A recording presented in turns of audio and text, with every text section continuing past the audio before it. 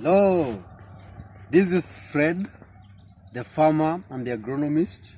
We are back to our class, like it has always been. This is purely practical class, purely a class through the farmer's eye. Today I want us to learn about tomato management, and not just tomato management, but tomato management when it's raining. At the moment, or in this period, we are experiencing rains, and so many farmers are at a crossroad. They don't know what to do because they were doing, or the type of farming they were doing was irrigation type of farming, and now here are the rains. What are you supposed to do as a farmer, or what is the farmer supposed to do for them to be able to manage this tomato well, without many disturbances from diseases, without many disturbances from pests? One, when it rains, so many things happens, because one, the level of water increases, and now that means what this tomato has been taking is taking more than it has been taking. That means the environment for diseases has improved. You remember the fungal diseases, the blight and everything do very well under the humid and cold conditions, and that's what rainfall offers. The advantage is the level of pest attack now reduces, because pests like absoluta, pests like mites, pests like thrips are washed away by rains. If you have pest attack at this level, it will be a new breed or a new variant of pest as compared to what the farmer was experiencing when it was hot condition. Remember, these tomatoes have moved from irrigation from hot conditions. They have come to grow under the lens now. They have to adapt to this new environment. So as a farmer, what do? This is an answer, and this is what you're supposed to do. One, the first thing first, as you can see, here we don't grow tomatoes. We don't allow where tomatoes lie down and do the mulching. We have support stick. As you can see, this support, we are supporting each and every stem. So as a farmer, what do? One, make sure your tomatoes are well supported.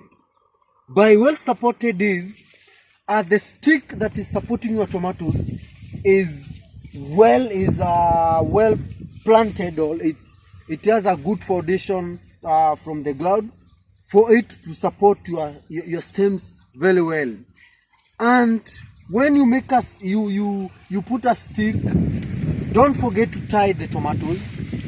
I've made a very good video on how to tie the tomatoes, on how to make this gunny sacks string. In my other trainings, you can go back and check how everything is done. That's a class that we covered, and it's well detailed, so you can check how we used to cover this. So you're supposed to make sure everything is done, and everything is done well.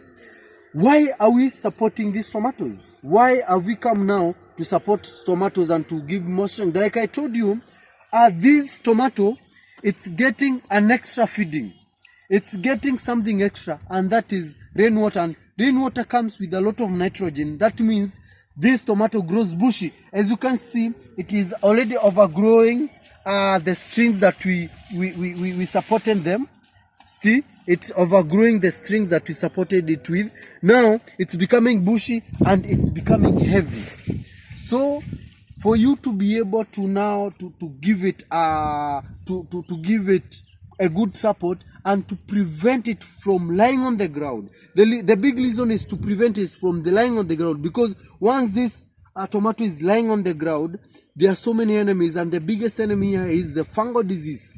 The fungal disease, which is brought by two factors: the water, the moisture content from the ground, because it's very evident from this point here. See it yourself. It's very muddy.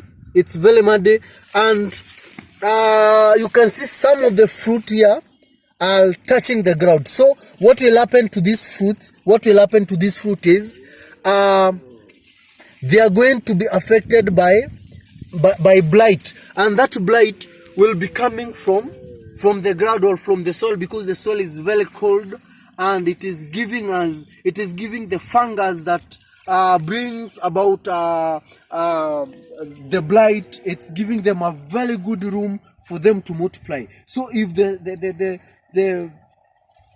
fruit are touching on the ground, if the leaves are touching the ground, your fruit are going to be affected by that disease, and now you'll be running the business on losses. Then another reason of supporting it is to allow the sprays.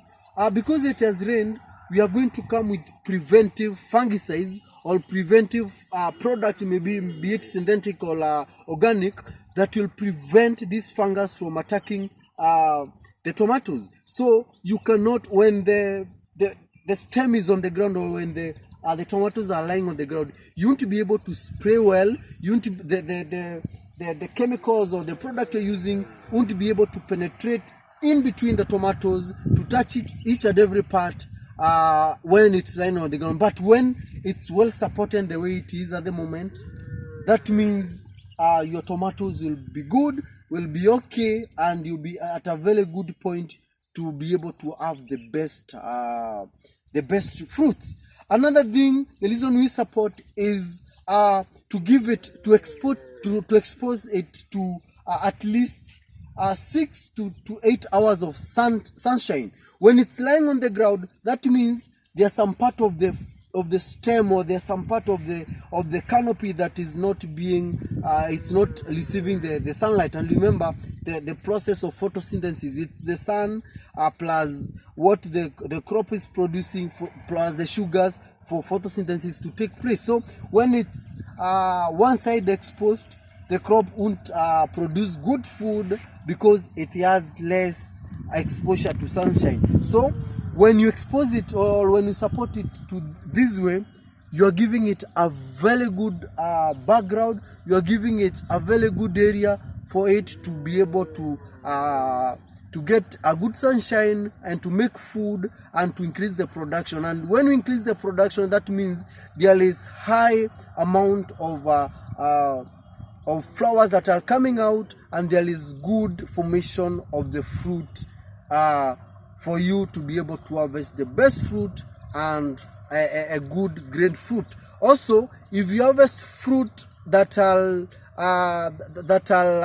dirty, that means you are lowering your market quality, and you cannot be able to wash all the fruit unless you are doing a very small portion of land. So the best thing is to make sure you support your tomatoes very well. You give them a good support for you to have a good production, even if it's raining. We are taking advantage of the rains by making sure that it's not affecting us by bringing disease, but it's of advantage to us. I hope you've learned something from today's class. If you are new here, make sure you subscribe to this channel. For my subscribers, for frequent farmers who have been visiting this YouTube channel, I'm very grateful. Thank you for your support, and let's keep on learning. If you have a question, leave it on the comment section so that I can be able to help you. Until next time, don't forget to subscribe, don't forget to like the video, don't forget to share so that other farmers can be able to see the training and they can join the class so that we can continue learning together. Bye.